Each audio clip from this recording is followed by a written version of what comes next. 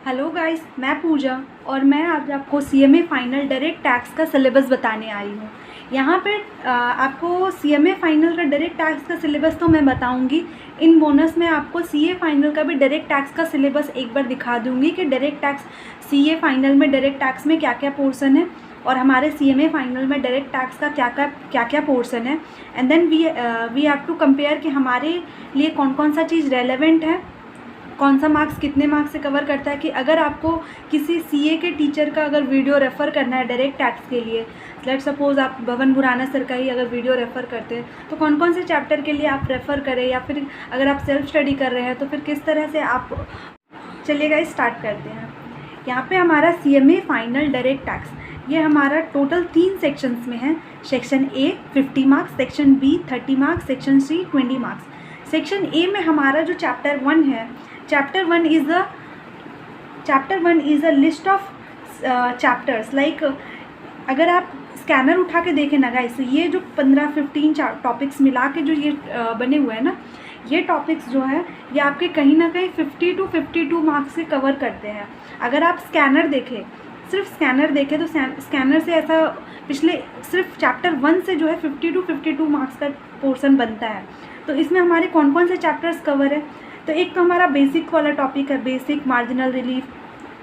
फिर उसके बाद सिक्योरिटाइजेशन ट्रस्ट, बिजनेस ट्रस्ट का टैक्सेशन, इन्वेस्टमेंट फंड का taxation, taxation of trust, taxation of firm और LLP, taxation of AOP BOI, taxation of accreted income, taxation of cooperative society, taxation of political parties, electoral trust, MAT, AMT, 10AA SCZ, dividend और deem taxation of dividend and deem dividend. ये chapter 1 में हमारे coverage है। इसके अलावा अगर एक और चैप्टर में भी अगर हुआ तो वो ई शॉप का होगा, टैक्सेशन ऑफ ई शॉप अगर हो गया तो, टैक्सेशन ऑफ ई शॉप अगर होगा तो ठीक है। ये हमारे चैप्टर्स है। चैप्टर 1 आपको बहुत अच्छे से गाइस करना है, क्योंकि ये एक सिंगल ऐसा चैप्टर है जो हमारे 50 to 52 मार्क्स के पोर्शंस को कवर करता है।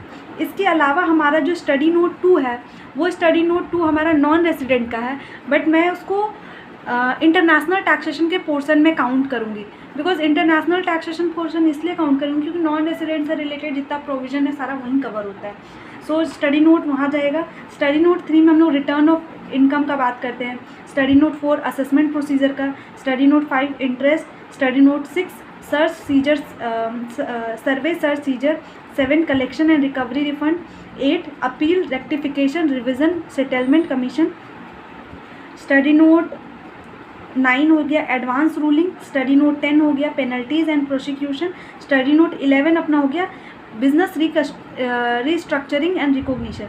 बिजनेस रिस्ट्रक्चरिंग एंड रिकॉग्निशन में हमारे ये कुछ चैप्टर्स आ जाते हैं, जैसे उसमें आ गया हमारा amalgamation, demerger, slump sale, taxation of liquidation, buyback, ये हमारा पोर्शन है। नेक्स्ट जो हमारा स्टडी नोट है वो है हमारा study note 12 different aspect of tax planning. Then उसके बाद study note 13 tax income tax authority and study note 14 liability of special cases. Special cases में हमारा 2 चीज़ है, एक है टनेज टैक्स और एक हमारा स्पेशल केसेस है जो हम लोग का सीए में भी कवर है, इसमें भी कवर है। स्टडी नोट 15 हो जाएगा हमारा आईसीडीएस, और ये हमारा जो टॉपिक है ना study note 16 black money and imposition of tax. ये हमारे सीए के सिलेबस में नहीं है, ये हमारा स्पेसिफिकली सीएमए के सिलेबस में। सीएमए में हमारा ब्लैक मनी पढ़ना है, सीए में नहीं पढ़ना है गाइस। इसके अलावा आपके स्टडी नोट में ये चैप्टर्स नहीं दिख रहे होंगे, लेकिन जब आप स्कैनर देखेंगे ना तो वहाँ पे capital gain, PGBP, IFOS, salary, HP, deduction, TDS, इनके क्वेश्चंस पूछ लेते हैं। इसका मतलब ये हुआ ना कि आपके जो इंटर के पोर्शंस जो है वो तो है ही आपके सिलेबस में। इसके अलावा जो अभी हमने यहाँ पे स्टडी नोट देखा ना, स्टडी नोट 1, 2, 3, 4 जितना भी हमने बैक में भी स्टडी नोट देखा ना, वो सारा स्टडी नोट एक्स्ट्रा में आपको पढ़ना है। इंटर प्लस ये फाइनल में ये एक्स्ट्रा आपको पढ़ना है।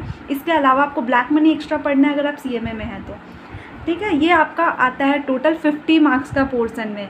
हाँ गाइज़, ये 50 मार्क्स का पोर्शन में आता है, तो आप ये ज़रूर देख लें कि कौन कौन सा चैप्टर आपके लिए ज़्यादा इंपॉर्टेंट है। हर एक चैप्टर को आप पढ़ेंगे, किसको आपको डीप में पढ़ना है, किसको आपको ऊपर से देख के जाना है। आपके पास नोट्स होना बहुत ज़रूरी है, क्योंकि 50 मार्क्स में इतना सारा पोर्शन कवर करना है। उसके बाद नेक्स्ट हमारा आता है सेक्शन बी। सेक्शन बी आता है हमारा स्टडी नोट बी। ये जो हमारा क्या है, ये इंटरनेशनल टैक्सेशन से रिलेटेड है। As compare to this portion, upper portion, this portion is really much easy and small portion of your direct tax syllabus. These are the international tax. यहाँ पे जितना भी बात होगा इंटरनेशनल टैक्सेशन जो 30 marks का कवर करता है। तो इसमें क्या क्या आ जाता है आपका, transfer pricing, non resident taxation, ये स्टडी नोट 2 में है बट मैं यहाँ पे कवर कर रही हूँ क्योंकि ये इसका सारा प्रोविज़न आपके इंटरनेशनल टैक्सेशन से रिलेटेड है। फिर DTAA, advance ruling, equalisation levy, ये चैप्टर आप देखेंगे ना तो आपको इस चैप्टर में यहाँ पे दिखता है आपको चैप्टर स्टडी नोट 14 में, अगर आप अपना स्टडी मैट देखेंगे। बट वो भी इसी स्टडी इंटरनेशनल टैक्सेशन से रिलेटेड, इसलिए मैंने यहाँ कवर कर लिया। फॉरेन टैक्स क्रेडिट, और ये जो चैप्टर है ना, model tax convention, application of interpretation of tax treaties, base erosion and profit shifting, ये तीनों आपको करना है तो आप कीजिए, नहीं करना है तो it is not so important.